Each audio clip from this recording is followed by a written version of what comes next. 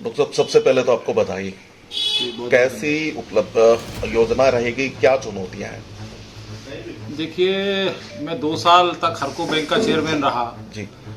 और ईश्वर ने मुझे पुरुषार्थ दिया हुआ है। हरको बैंक को कोई नाम से भी नहीं जानता था मैं जब बना, जब मुझे ही नहीं पता था किस चीज़ का चेयरमैन बना दिया। लेकिन हरको बैंक को जितना काम था कंप्यूटराइजेशन से लेके और जितनी भी सरकार के नाते उसमें जितना भी मजबूत कर सकते थे, एक अच्छे 100 करोड़ से ऊपर उसको प्रॉफिट में लेके आए और बहुत अच्छे तरीके से बैंक को चलाने का काम किया।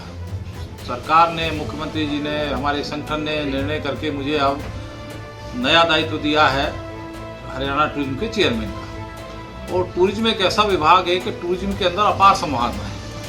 बहुत सारे देश ऐसे हैं कि जिनकी सारी अर्थव्यवस्था जो है वो टूरिज्म पर टिकी हुई है और हमारे देश में ही कई सारे प्रदेश हैं। अब जम्मू कश्मीर की जो स्थिति काफ़ी सालों से चल रही है तो इसीलिए अर्थव्यवस्था पूरी डगमगा खा गई कि वो पूरी वहाँ की इकोनॉमी जो थी वो टूरिज्म पर थी।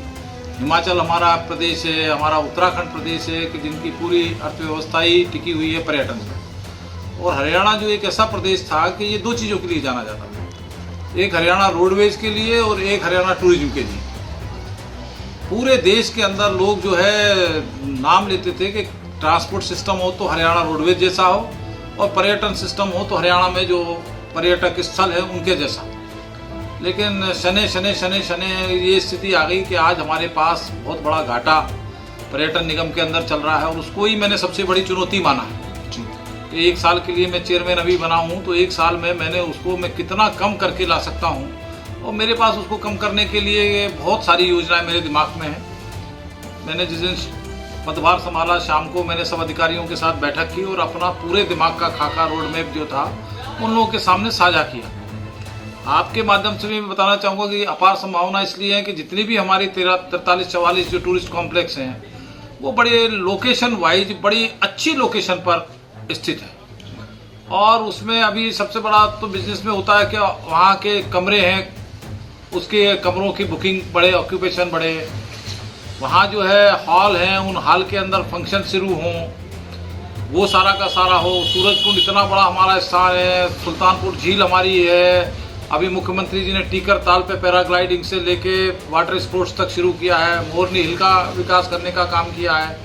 तो ये जो अपार संभावना है, इन अपार संभावनाओं में से मैंने बहुत सारी चीज़ों की स्टडी की है और वो स्टडी का ही मैंने सब अधिकारियों के सामने रखा कि हम इसमें जो है जितने भी बड़े बड़े लॉन हैं उन लॉन का हम उपयोग करेंगे। हम अपने जो हॉल्स हैं उन हॉल को डेकोरेट करके वहाँ ज़्यादा से ज़्यादा बिजनेस को बढ़ाएंगे। वहाँ बिजनेस बढ़ेगा, हमारा पार्टियों का बढ़ेगा, शादी विवाह का बढ़ेगा, तो उससे कमरों की हमारी बुकिंग बढ़ेगी। तो उसको हम अभी तक जितना भी कहीं मेंटेनेंस की ज़रूरत है तो उसको हम सारा मेंटेनेंस करेंगे, वहीं से कमाई करके वहीं से लगा के और वहीं से हम घाटा कम करने का काम करेंगे। सरकार से कोई सहयोग मांगने के लिए हमें नहीं जाना पड़े। मेरी योजना इस तरीके से रहेगी। मैं स्थान है पिछले सरकार के दिमाग के अंदर हमारा महेंद्रगढ़ के पास माधोगढ़ को डेवलप करने की बात है, डोसी का पहाड़ है, रोपवे बना के वहाँ उसको डेवलप करने की बात है। हमारा मसाणी बैराज एक अच्छा पर्यटक स्थल बन सकता है। तो ये बहुत सारी चीज़ें हैं कि जो कुछ नए पर्यटक स्थल बना के भी हम पर्यटकों को आकर्षित कर सकें और जो पुराने हैं उसको हम कुछ को छाट के पायलट प्रोजेक्ट पे लेके उसके परिणाम को देख के हम बाकी सारी चीज़ों को ठीक कर सकें। ये मेरी योजना रहेगी। सर, आप रेवाड़ी पहुंचे, लगातार लोगों का आपको कहीं ना कहीं सम्मान करने का एक सिलसिला जारी है। एक लोगों में उत्साह है कि जो राजनीतिक दृष्टि शून्यता देखी जाती है, आखिर किस तरह से देखते हैं सर इसको?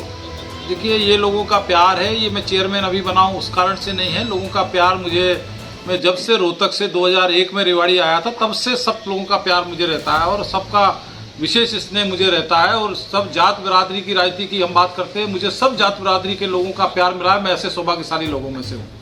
तो लोगों का बन के नया एक जिम्मेदारी मुझे मिली है, तो मुझे जिम्मेदारी मिली है तो सबको ये लगता है कि भाई मुझे मिली है और उसी भावना से सब लोग मेरे स्वागत में, मेरे मान सम्मान के लिए आ रहे हैं। मैं उनका तहे दिल से सबका अभिनंदन करता हूँ, सबका स्वागत करता हूँ, सबको धन्यवाद करता हूँ और विश्वास दिलाता हूँ कि मैंने जीवन में कभी कोई ऐसा काम नहीं किया कि जो मुझ पर कोई उंगली उठा सके।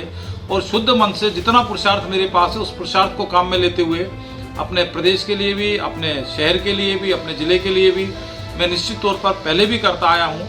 अब और ज़्यादा तेज़ी से जिम्मेदारी मिली है तो और ज़्यादा तेज़ी से करूँगा और उसके परिणाम भी आपको निकट भविष्य में दिखाई देंगे। सर रेवाड़ी शहर की बात करें, तमाम इंस्टीट्यूशन, नगर परिषद ने, तहसील ले, लोगों का विश्वास कहीं ना कहीं डगमगा है, विश्वास कहीं ना कहीं कम हो गया है। इसको लेकर राजनीतिक, क्योंकि तमाम यहाँ पे केंद्रीय मंत्री भी यहाँ से मंत्री हैं, सांसद हैं, विधायक तो खैर विपक्ष के हैं, लेकिन विश्वास को कैसे लोगों का लौटा पाएंगे सर? ये एक बड़ी चैलेंज है आपके लिए और पार्टी के लिए भी आपकी सर। देखिए, ऐसा है कि चैलेंज तो हमेशा जीवन में रहते ही रहते हैं, लेकिन जो कुछ कमियां हैं, मैंने पहले भी कहा था कि चाहे वो नगर परिषद में हो, क्योंकि भांग कुएं में घुली हुई है, कोई बचा हुआ नहीं है। लेकिन जो हमारे मुख्यमंत्री जी की जीरो टॉलरेंस वाली पॉलिसी है, आप ये देखो कि जितना हरियाणा बनने से लेके कभी करप्शन के अंदर सलाखों के पीछे नहीं गए होंगे, उतने अभी ये पिछले 2 साल के अंदर सलाखों के पीछे, यानी सीएम फ्लाइंग जो है जगह जगह नजर रखे हुए कि कहाँ कोई जरा सी भी कहीं से कोई शिकायत मिलती है कि ये भ्रष्टाचार करने वाला है, पैसे लेने वाला है, उसको रेड हैंडेड पकड़ के सलाखों के पीछे भेजने का काम कर रहे हैं।